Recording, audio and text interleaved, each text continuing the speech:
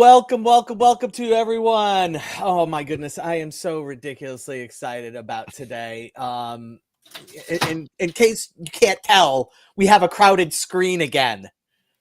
It's not this big picture of my giant head sitting on the screen. It's three giant heads sitting on slightly smaller screens.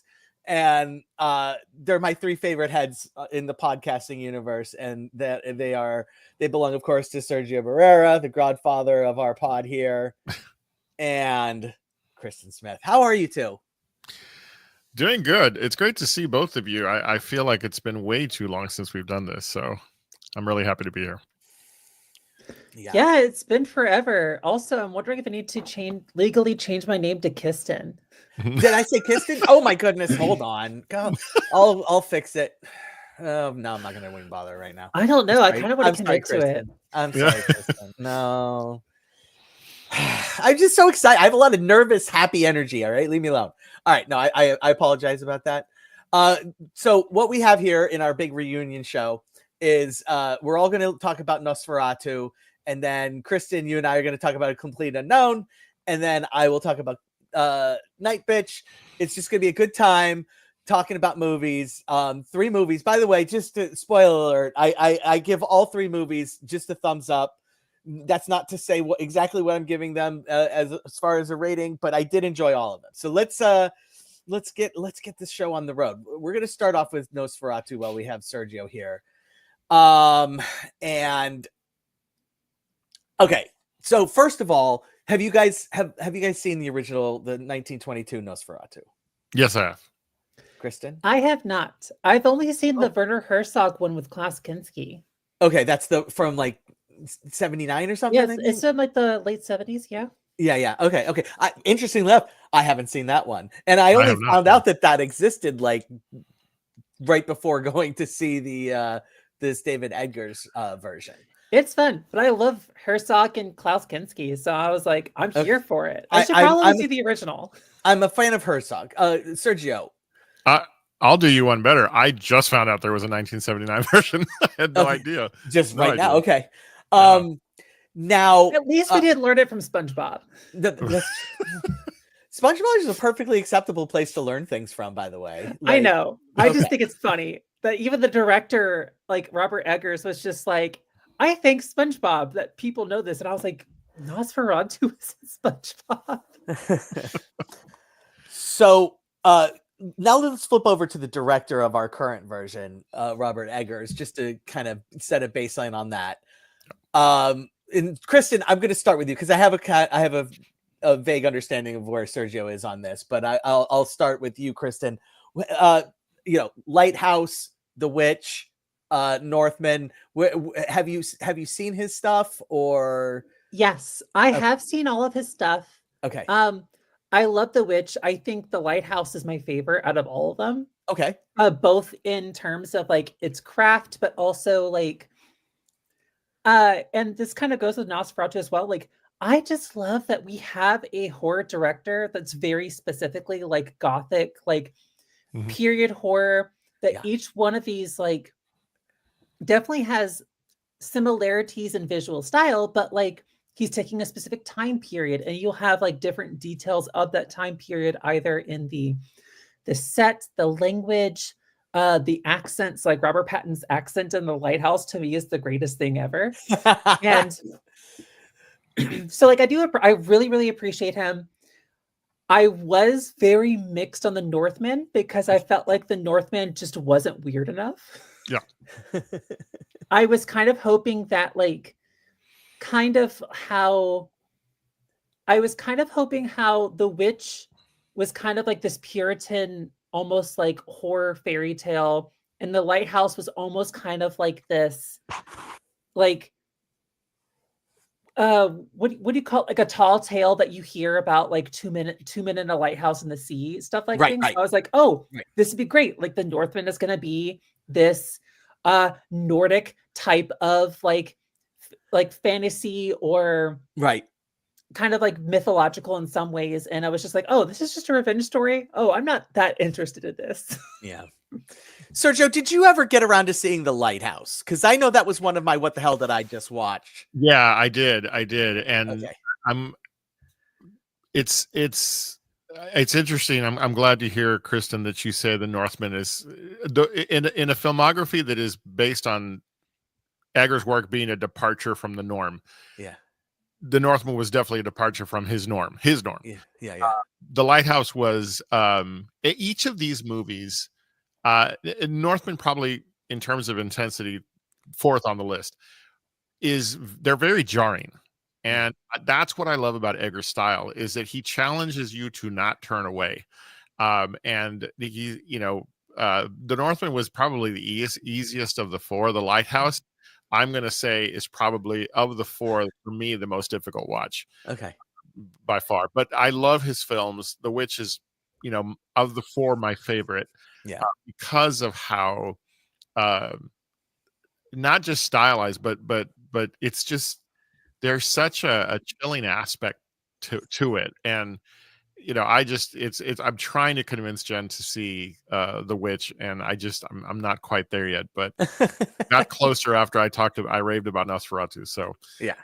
But yeah, I think maybe by Halloween this year, I'll have convinced her to make that our Halloween film of the year. So Excellent. It's a worthy entry. Yeah. So when I heard that Eggers was doing a Nosferatu, I was like, well, that makes sense. Because of, as you mentioned, Kristin, the gothic.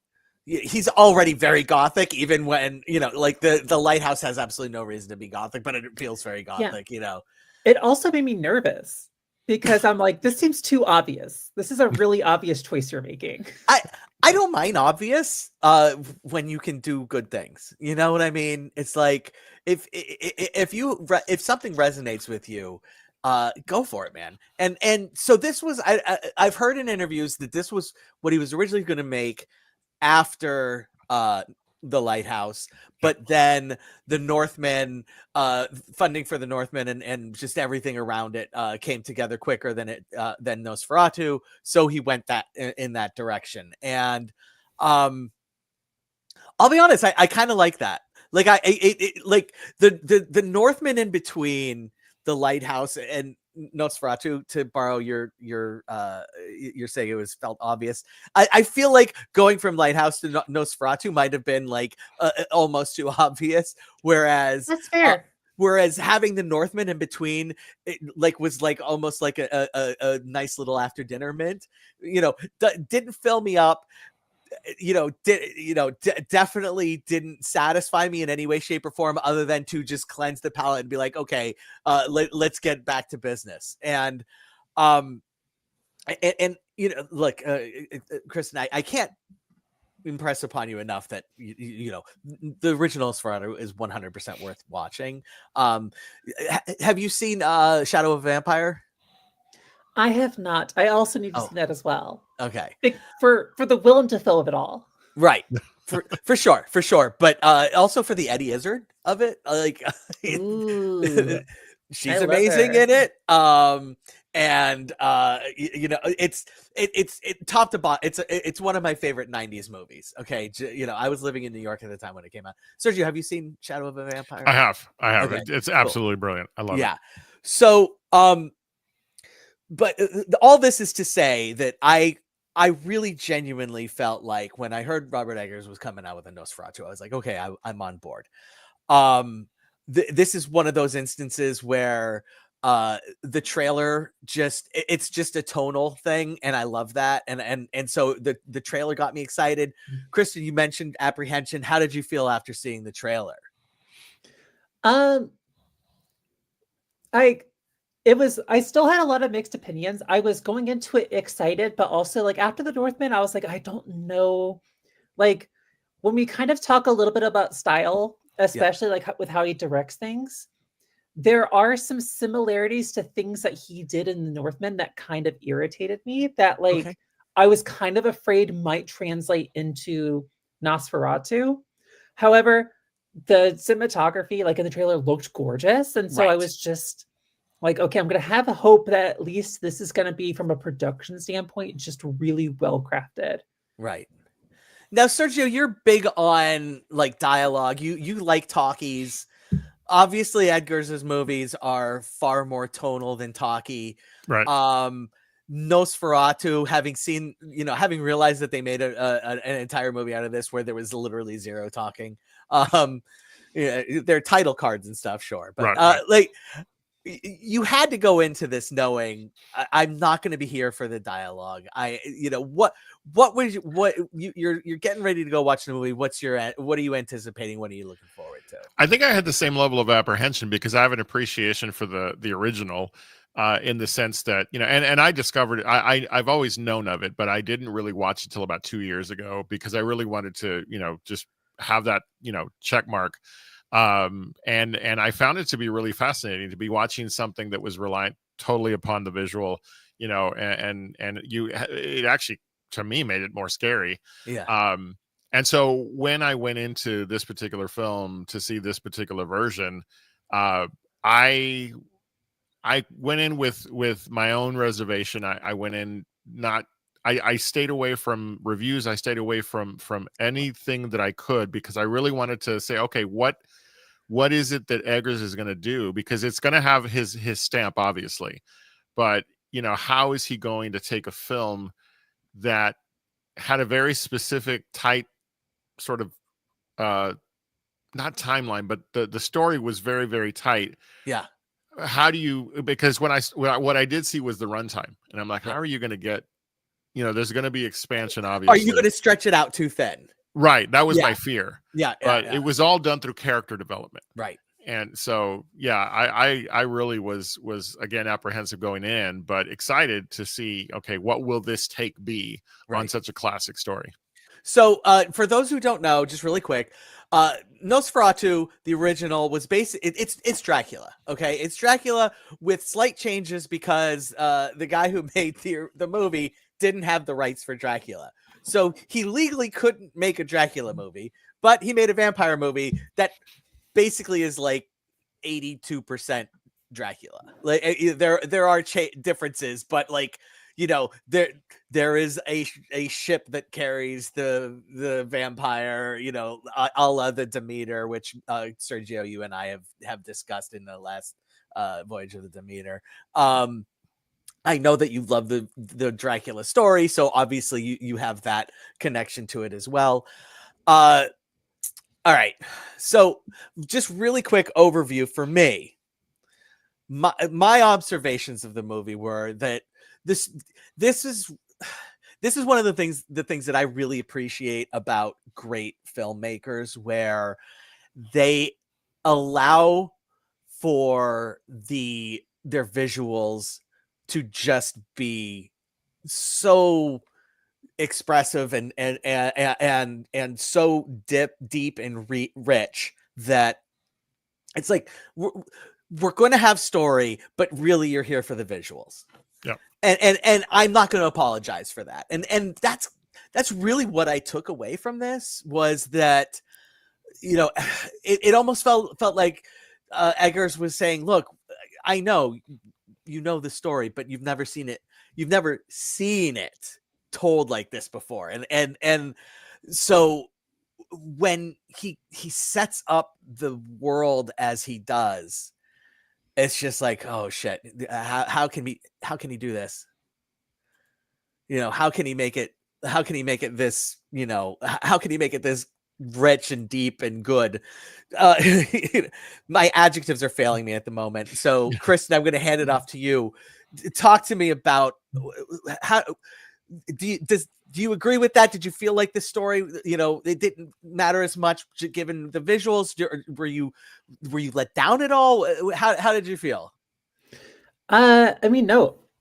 Spoiler alert, I love this movie. Yeah. This movie, like, definitely what you said, like, the part that resonated with me the most was the visuals and was the way that it was directed and told. Like, for example, the number one thing I've been raving about people and telling people to watch it is because there are some, from a cinematography standpoint, like as a filmmaker, there are times where the camera is it starts moving, and then it goes to where there should be a wall. And it happens a few times. It actually happens pretty early, but it still happens a few times where like the camera starts moving, and then my brain starts clocking, and I'm like, wait, they're going where the wall was. And there's times where it happens more than once where I'm just like, how did they get the shots? I have no, like, it's so like it's so complex that I can't wrap my head around like how do you physically do it, let alone that like I do appreciate in a modern director that like I think you might have mentioned this, but like also how patient this movie is. That it's not compared to the kind of horror beats that we're used to with modern horror, that it's very patient, it's very like hand in hand with its tone, with its atmosphere, and that it's kind of using that to like create this constant unsettlingness. Like I had a friend tell me about how she was like, I was so unsettled the entire movie, and it's because the movie is just so good at being able to like sustain this atmosphere throughout the entire thing. Yeah, the color palette. It's not a black and white color palette, but you feel the absolute darkness of the universe that's ever present. You know, Sergio, as the Dracula resident Dracula denizen, how, you know, what were your feelings on, you know, the presentation, you know, both as the visuals complement the story and vice versa? There was enough done without overdoing it that to me appeared to be an homage to the original, especially some of the shots that, you know, that of the you know, the claw hand, you know, kind of going over the landscape and so forth. So, yeah. But it was so Eggers. I really can't say it better than Kristin did, in that the pacing of this film challenges you to stay with it. Many would say, and you, I think it's would be in conjunction with not knowing Eggers' work, because I think a lot of people go see this film because they're fascinated at, hey, well, this is a remake of a very famous film. Right. But if you know Eggers' work, you know that he's all about being patient. And so the way you described it, Kristin, is so perfect, because that tension, I didn't feel the 2 hours. I felt the tension, and I lost track of how long it went. But I loved it because it held me to the story. Not to mention, you know, the work that was done for the sound, overall of the film, the I don't know, the vocalizations of, you know, Orlok. I mean, there's so much that was so uncomfortable, but from a story standpoint and compared to the original, I think this was a very, very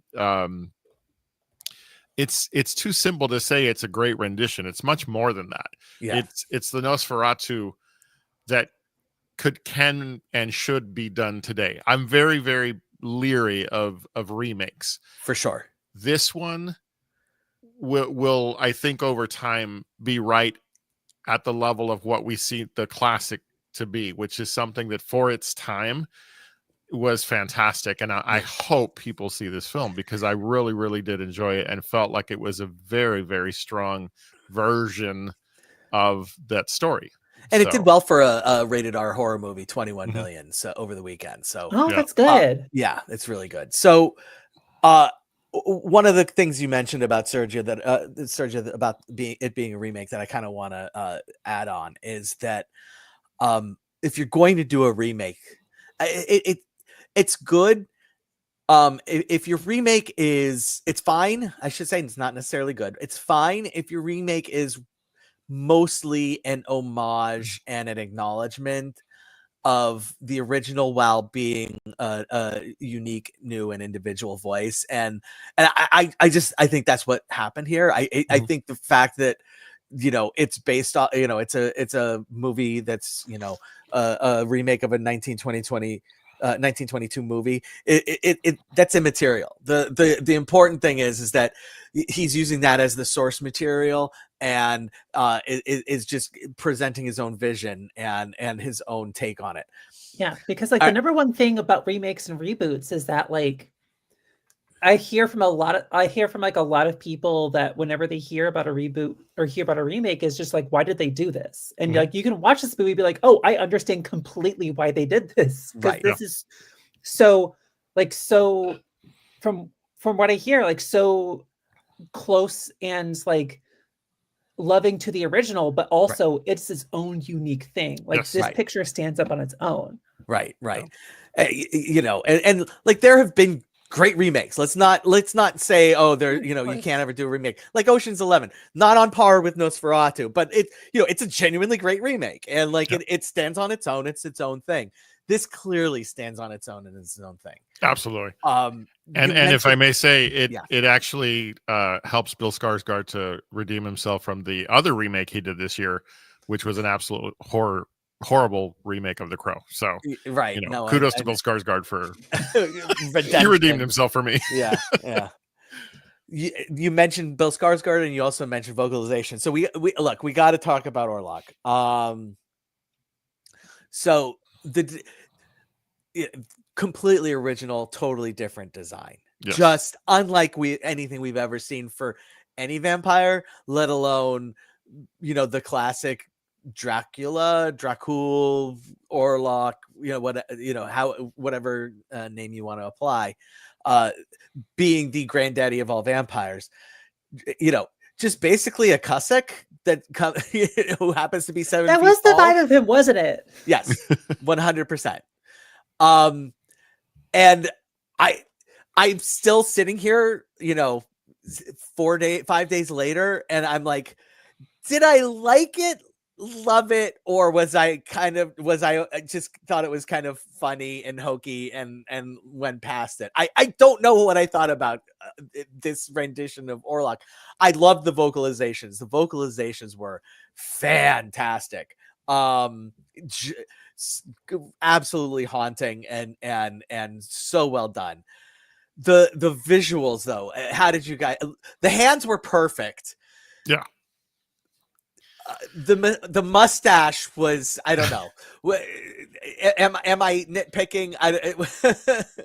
Christian, you loved the movie. What were your feelings on the presentation of Orlok? I was curious. Because like I have not seen the original Nosferatu. Right. So my real reference for Dracula is Gary Oldman and Bram Stoker's Dracula from the 1990s. Sure. Which is which is very stylized and very, in a way, it's almost kind of campy and weird because it's not what you're expecting from this character. So like, I did have a whole lot of strong feelings about Orlok. I thought like as a character, the way he represented it, and also like you said, him being kind of this Cossack coded Dracula, I was like, okay, that's an interesting choice. Like it's not kind of specific, but it's not as like strongly visual in a way to where like if they tried to do what Gary Oldman did, I'd be like, oh, that's just too weird. That doesn't make sense. Like this one, at least it's kind of what I hope to find in Eggers movies, which is where things are kind of grounded. Like there's a little bit of like, oh, in the darkness, this does kind of seem like a real person. Yeah. And then once you get more eyes on him, you're just like, oh, he's missing a part of his skull. Like, like things are a little bit off for you. Yeah. Sergio, thoughts? I will say I love any movie that does a great job of not showing you too much too soon. Yeah. But when the first moment that we really got to see his face came, I did get brought completely out of the film for a second by the mustache. Right. It does a great job of sweeping you right back in afterwards. But so if I had a beef, it was going to be the characterization of Orlok, because you couldn't. I was so glad that it wasn't recreated to be an identical thing to the original. after that brief little like, oh, okay, that's a weird choice, but I was right back into it. It didn't really affect me because I loved how to me the character was portrayed more so by the vocalizations than it was the visuals, because you don't really get the full view of the character till the end. And so I wasn't bugged by it except for that brief moment, but then I appreciated the overall presentation and the way in which Orlok was presented was just for me very entertaining, very scary, and I was here for it. So I feel like speaking about Orlok leads to what I think will probably be the last topic, and honestly my favorite topic for this movie, and that is Lily Rose Depp's performance. Portrayal of Ellen Hutter, the sort of the damsel magnet that draws Orlok to this German town. And Kristin, you mentioned when you were talking about the cinematography, how the camera pans and you're expecting a wall and, there is no wall. Really, one of the wonderful things about Eggers is his exploration of space. And I feel like Depp here, as an actor, just absolutely crushes that aspect of what Eggers likes to do. The exploration of space, just her presence and how she twists around the space, how she moves around the space, how she takes up the space. The camera work around her in this movie is just remarkable. It's always at a different angle. It's always coming at her from some from somewhere else, and it's always just captivating, absolutely captivating, and not because she's so beautiful, nothing like that. It's like, oh my god, she's acting the shit out of this movie. She's acting the motherfucking shit out of this movie, and she's convulsing. She is drooling. Yeah. She is like eyes in the back of her head. She is doing voices. It is amazing. It's amazing. Thank you.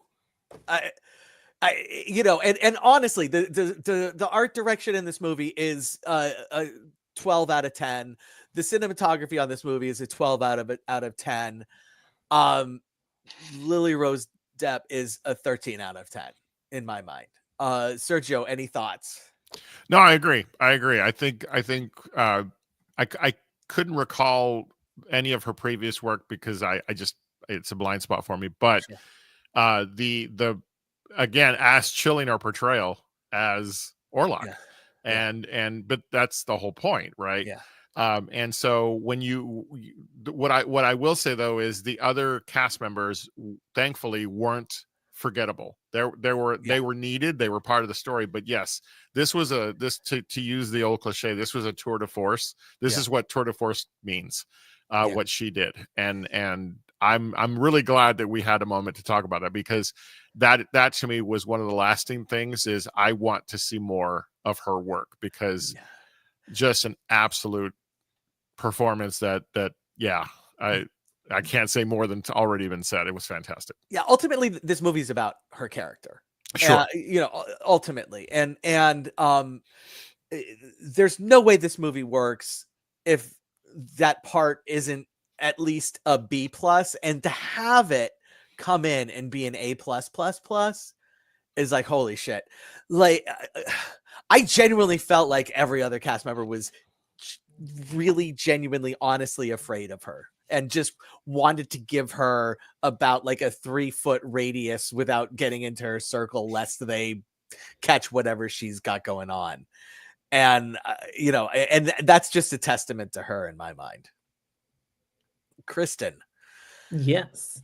So I don't know if you're aware of this, but here at Real to Real Talk, we do taco ratings, and we do not do star ratings. We do taco ratings. And, we do guac. If you want to give it more than just a full taco, we do guac. Why? because nobody eats a half a fucking taco. So, Kristin, if you could please hit us with a rating for Nosferatu and the rationale behind it.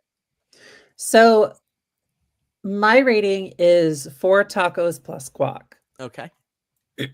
Like, it is a movie that I feel will eventually could very easily be a 5 taco movie. It's from its acting, from its design, from its direction. Like, it is so well crafted and interesting that like I can't wait to revisit it. Yeah. I don't give it that one extra step just because I've been very stingy about 5 taco movies this year. Okay. There's like maybe 2. So like I there's still like a part of me that was just like, like in trying to process everything that like it didn't go quite all the way for me, but like I kind of expect that it's going to raise. Like the more that I engage with it, the more that I think about it. Like literally since I left the theater, the more that I think about it, the more I like it. Yeah. Yeah. Okay. So, Sergio, you're up next. Keep that up there. It is 4 plus guac for me, and it's because of everything that's already been said. It loses the 5th taco, the full 5th taco. I had issues with the sound. I don't know if it was the theater I was in, but the volume at certain points was really distracting for me, especially in the first act. There was quite a bit done sound wise that was, music, especially the music. So I don't know if that was a theater. I mean, I kind of feel bad. I'm kind of reserving that last bit, but otherwise this is a movie that I will definitely see again. Because I'd like to watch it with, I already know what's happening, so I'm not going to have that same level of tension. And then I want to just take it in completely from a less scared state. Yeah. So, but yeah, this was fantastic. I loved it. This is the first movie I have seen this year that if it had been nominated for Best Picture last year, I would have said, oh, okay, yeah, sure, that makes sense. That it belongs with those movies because I fucking loved last year so much. And this year I've just been like, can somebody make something that blows my socks off? Like, Zone of Silence and, Zone of Silence. Oh, shit. Zone of Interest? Thank you. Zone of Interest, or like Poor Things, or like American Fiction, or like I could go on and on. Like my socks were blown off so much last year. This is the first movie that reminded me, oh yeah, that's right. People it didn't have to be last year to make a good movie. So I'm going ahead and give it the 5 tacos. I am going to go ahead and give it the 5 tacos. And honestly, I almost consider giving the extra guac just for Depp's performance, but we're gonna just stick with the 5 tacos. Well, Sergio, this is where I get to kick you out. Are anything you want to say in parting? Well, just Kristin, it's always great to see you. I'm so happy that I get to end my year with an opportunity to talk movies with you as well as Paul. And I hope that next year brings more of these reunions because I've missed it. So thank you both and have a wonderful new year. Yeah. You too. Happy New Year. You too, Sergio. And I will see you in the new year. I know that there are movies coming out that you want to talk about, so we'll do that for sure. All right, indeed. I'm gonna remove you now. All right. Take care. Bye. Kristin! It's me.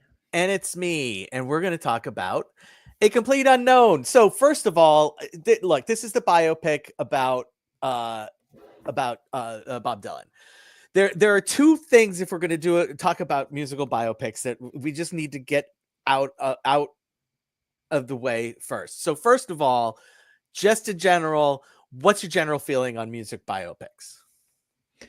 I am generally okay with them. They are not a genre I typically engage in too often, but I think it's because there are so many music biopics that come out that hit very similar notes. And you don't often get these biopics like, what's the Elton John one? Rocket Man? Like, so you don't often, I feel like you don't often get those biopics like Rocket Man like even Elvis, which is very maximalist in style, that well, kind it's of Baz Luhrmann, so yeah, it's Baz Luhrmann, but like you don't really often get you usually get like a decent performance, and you but you don't really get a vision behind it. right. It's just like, here are all the notes. This is a famous person. This is all the stuff that they did to be Yeah. famous. And here are some songs. Here's some songs. You might know these songs. They're kind of famous. Yeah. So like, yeah, I have a very kind of mixed opinion of musical biopics. For sure. Great. We're starting on page 1. We're on the same page. That's good. Obviously, when you're talking musical biopics, the second most important thing is, what is your feeling about the artist that they are portraying? What's your history with Bob Dylan? I have heard a Bob Dylan song once. Okay. And it was did you ever see the Zack Snyder Watchmen movie? Yes, of course. Yeah, so the opening credits where it Right. has Times Are Changing. Yes, That was Times the Are first time I ever heard a Bob Dylan song. Wow. And it's an excellent use of that song. That no, for opening sure. credits is one of the greatest opening credits for a movie that is kind of just okay. Yeah, But for sure. Okay, interesting. So, so we are not quite on the same page on that. I really like Bob Dylan. I owned his Greatest Hits Volume 1. It was one of the first CDs I ever purchased. And a friend of mine, interestingly enough, when I went to University of Pittsburgh, was just a huge Bob Dylan fan, and I was always more of a classic rock fan. So like I liked all everything associated with classic rock, and so in that I appreciated Bob Dylan, as a precursor to classic rock, and but like I really loved the Beatles. Like that was my first musical love, was the Beatles, and so it all plays off of each other. Bob Dylan was just, that's not who I fell into. I fell into the Beatles, and this friend of mine actually made me a mixtape. So this is, yes, a mixtape, 1994. That's the way you had to do it.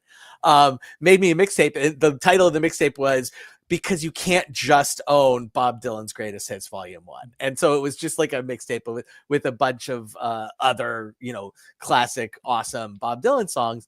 And I really appreciated that, and I listened to the tape quite a bit. But that's it. Like I have never sat down and listened to a Bob Dylan record start to finish. So groundwork completed. Let's look at the movie as it is presented. I do want to mention James Mangold. Actually, is he did the Johnny Cash one with Walk the Line, which what I really enjoyed that movie. Correct. So this is somebody who has done this specific thing before and has done it well enough to get Oscar nominations up and down, win an Oscar for the for the actors, and so this movie's already starting in good hands. Take it away. Like I really want to hear you riff on this for a minute. Like what were your feelings on this? Like the movie in general? Yeah, like we're going big. Yeah, give me your letterbox review of the of A Complete What Unknown. is my letterbox review? Let me see if I can actually. I actually have a letterbox review for this. Okay. I usually wait until after the show to do my letterbox reviews. So my letterbox review was, while it has moments of greatness, even coming from someone who's not really into Bob Dylan, the movie hits its ceiling in terms of being just a straightforward musical biopic. Right. Solidly crafted, hits all the notes you expect, but still feels like mimicry. Yeah. To expound on that a little bit, like I said, with musical biopics, right, I feel like there's a ceiling. There is a bit. Yes. There's a ceiling when it's not trying to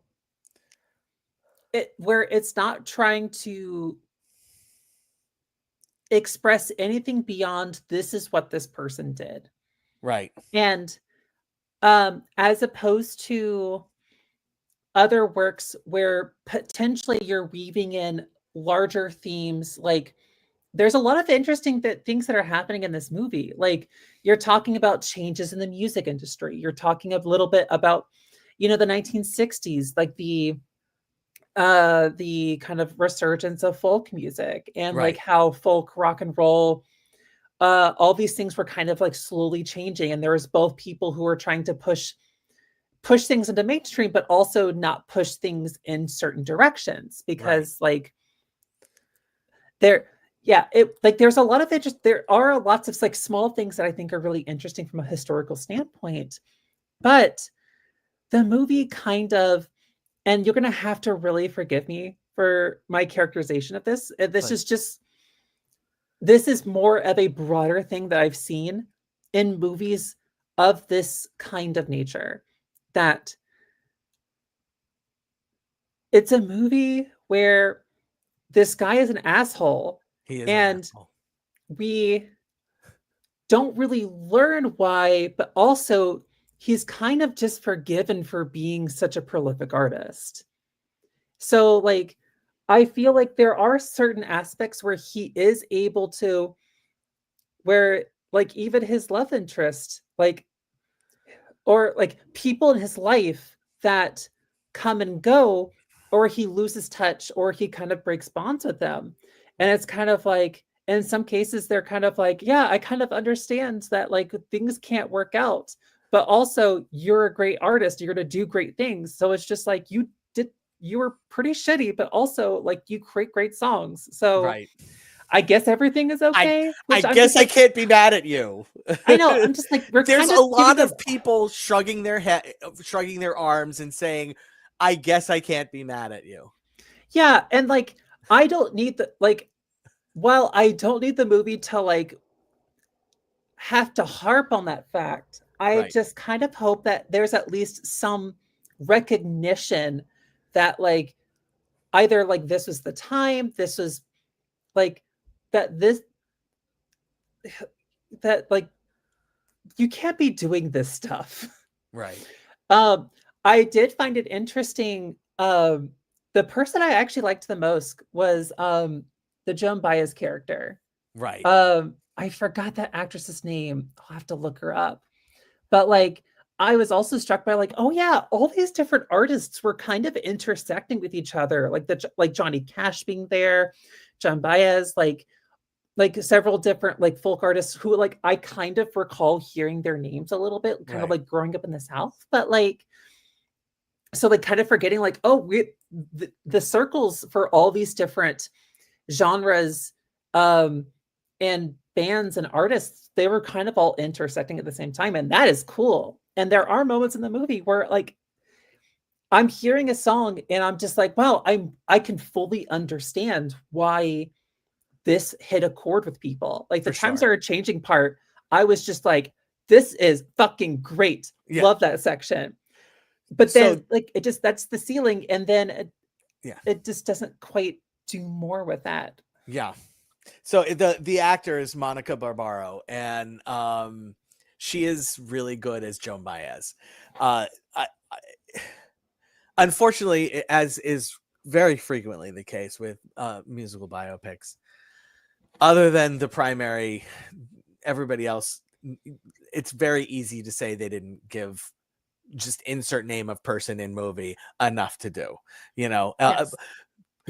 for a reason, like, and that was one of the nice things about Walk the Line was that they did give, Joan Cash like a lot of things to do, like she won the best actress that year because it was a juicy part and they gave her a lot to do. Did you see one of the things you said early on? I actually want to talk about this. You said that musical biopics have a ceiling. And have you seen I'm Not There? I have not seen that one. I do want to see it for the Kate Blanchett, but also because I love Todd Haynes. Okay, so that's an example where if you're going to get a musical biopic that really grabs my attention and shakes me and says, do this thing and pay attention, you have to do something like that. And I feel you mentioned Rocket 100%. Man. Yeah, you mentioned Rocket Man, and I do want to say Rocket Man tried to do that. Like Rocket Man definitely tried to do that. I still have my problems with Rocket Man, but I appreciate that it is engaging things in at least a little bit more energetic, a little bit more cinematic and kind of complicated way. Right. Than just trying to, just trying to be like, oh, this is the person. And also, what are your thoughts on Timothy Chalamet? Timothy Chalamet. Look, right. Obviously, like, so we were, much like I saved Depp for the end of the Nosferatu, I was kind of like trying to delay this conversation as much because he's fucking amazing in this movie. He like, if this movie doesn't make him a super duper duper duper star, I don't know what the fuck he has to do to become a super duper duper duper star. I want to see Timothy Chalamet do, like, just pick his career path and just chomp on movies and own movies and chomp on scenes and blow people out of the water. Like, like you see Denzel Washington do, just whatever Denzel Washington movie he picks, you go because Denzel Washington's in it. You just want to see him, fuck, even Willem Dafoe. It's like, oh, fucking Willem Dafoe's in this? Yeah, I'll watch Willem Dafoe chew a scene. Even though, look, he doesn't get lead remotely enough, but like, he's there to chew on fucking scenery. And fuck, Timothy Chalamet is good in this. He is so good in this. I don't understand, like, the separation between, well, that's a really good actor, to holy shit, what is this person doing? Much like Depp did in Nosferatu, is just like, it's amazing. It's amazing to watch. It's really captivating. Interesting. So I am actually a little bit less enthusiastic about it. Oh, wow. Okay. That's fair. But I think it's also, like, my reference for Timothy Chalamet is Call Me By Your Name. Yeah.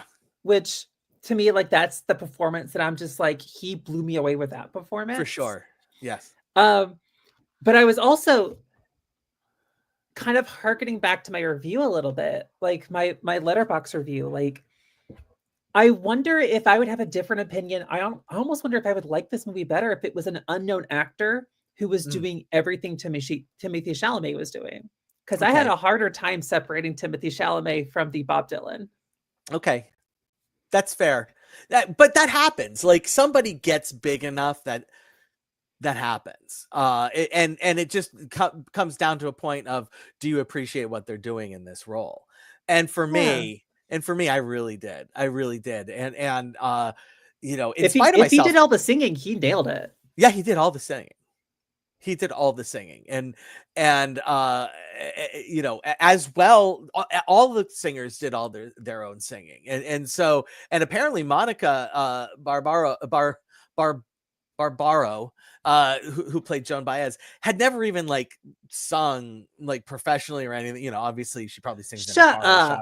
No, that is swear to amazing. That's what and Joan Baez is not like somebody who you can just come in and be like, I'm gonna sing like Joan Baez. It's like, no, you better step the fuck up, and she did. No, because she was the one I came out of that movie being like, who is this singer? Yeah. Like, I have never seen this person in a musical before. Yeah. So ultimately though, this is one of those instances where, as a musical biopic, it really feels like this is a greatest hits movie from a 4-year span of this person's life, and among nestled in amongst this greatest hit album, we're going to show little vignettes of things that may or may not have actually happened in his life, and that's what it ends up feeling like to me. Like that. And is it done well? Yeah, it's actually done really well. And if you love Bob Dylan, you're going to, I would hope that you enjoy this movie. If you love Bob Dylan's music, you're really going to enjoy this movie, and you're gonna, not be put off by it. But ultimately it's the classic. I fucking hate these reviews that say, oh, well, you don't really learn anything about him. It's like, well, what do you expect? What are you hoping to learn in a movie that looks at a 4-year span of a person's real life? Like, I'm there to be entertained, and I was entertained, but ultimately, no, I did not learn anything about it. Yeah, or I guess maybe I just would have loved. I would have loved a little bit more about, like, specifically to that time period. Like, we get small glimpses a little bit where there are things that are happening in the culture, like the assassination of JFK, like that are kind of influencing it. Right. And I just would have loved, I guess, just personally, I would have loved a little bit more like interaction between, like, what is going on in the zeitgeist that Bob Dylan coming into the scene was just such a revelation. Right. And there's none of that. There is none of that. And honestly, and I understand. So here's my thing about biopics in general, that not just musical biopics, but my thing in biopics in general is biopics in general work much better if you pick a very, very, very specific event and focus on the event and make that what the biopic is about. So this is a defining event in this person's life. Let's look at that, rather than here's this person's life and let's string it out over a 2.5 hour period. I mean, and granted, they're not trying to do 2.5 hours of Bob Dylan's life, but they are trying to do 2.5 hours of the 4 most important years of Bob Dylan's life. And that's still not, it's still going to end up thin. It's still going to end up just being a greatest hits album with, vignettes in between. It's just a question of how, it's just a question of how good were the vignettes, I guess, or how good the greatest hits are. All right. True. And I try not to be that person that gets mad at a movie for not doing what they want it to do. Right. No. It's no, I don't. I agree with you 100%. And I'm not mad at all at this for not doing that. I am just here to say that my favorite biopics look at a day. Like do a day in the life. That's it. Like, give me a day in the life of this person, and I'm like, yeah, that's way more interesting. Because why? Because it just feels a little more human. Like, I can't relate to Aretha Franklin. So, watching Aretha Franklin's life isn't, there's nothing that I can grab a hold of during that. And, whereas if you do a day, she's going through things that in that day that I can be like, okay, you know what? I've not eaten lunch before, so I can, All right. We've already established we do tacos here. Where are you landing on a complete unknown? So my landing is a solid but soft 3 tacos. Okay. That actually, now that I just said that out loud, is a complete contradiction. Okay. Because you prefer it's a solid, it's a solid movie in Yeah. that craft-wise, like we said, like, it's well crafted. James Mangold, he's a good director. Yeah. And like, in terms of like, if the performances are great, the presentation of the songs are great. It's soft in the sense that it just hit my ceiling. And yeah. And like, I can totally see for other people this be like, other people seem to really, really like this movie and engage with it, and I'm really happy for them. More power to you. Yeah, it's just for me, I'm like, it reached the score of being a good movie. Yeah. But yeah, it's not one I'm planning to revisit. Yeah. I will be adding the guac, and I am adding, this is my absolute maximum ceiling for musical biopics. I can't fathom ever giving a musical biopic more than 3 tacos plus guac. And the only way it gets the guac is if the performance from the lead is just like, that I feel like he really really stepped up and did something here. And I hear some of your complaints about, not complaints, but some of your thoughts on Timothée Chalamet. But for me, it 100% worked. So, Kristin, That's me. that's you. I still have no visual on when the Brutalist is coming to South Florida, but I believe it's in 2 weeks. But I'll let you know. It is it's expanding in a couple weeks. So like let me know. I plan to go see it again. It is great. Right. So I think honestly, I think I'm gonna see you in 2 weeks. But okay, good. Because I think it's getting wide release. Like, so it would be like the 7th or not the 9th or the 10th, whatever. I think that's when it's getting, and then I'll be able to go find a theater somewhere here in South Florida to see it. But I'll let you know, and you'll be here for the Brutalist when we do get to there. I'll even delay it a week if I have to, because I definitely, that's one I want to talk with you about. So groovy. Sounds groovy. Thanks so much for joining us on New Year's Eve. Wonderful to see you. Wonderful to see you as well. Have a wonderful new year. You too. Bye. Bye. All right, last movie. I'm going to hit really quick. Nightbitch. This is starring Amy Adams. It's on Hulu. It's a story about a woman who was an artist, ran an art gallery, who left her job to be a stay-at-home mom and loses herself. And in losing herself, she falls in with a local group, another local group of moms during like library kids story time, whatever. And at the same time, she starts to transform into a dog at night. That's what the movie's about. The movie really, the transfer, it's a metaphor. Like the whole thing's a metaphor, and it's beautiful. And I honestly, I really, really like this movie. I can't possibly recommend it enough. Amy Adams, like, and I know that she's controversial. Some people say, "Oh, what does she ever do?" And it's like, no, she doesn't hit. She's not a perfect hitter. You know, and she's never going to be that. But when she hits, damn, I feel like she hits well, and this is a movie that she is really well suited for.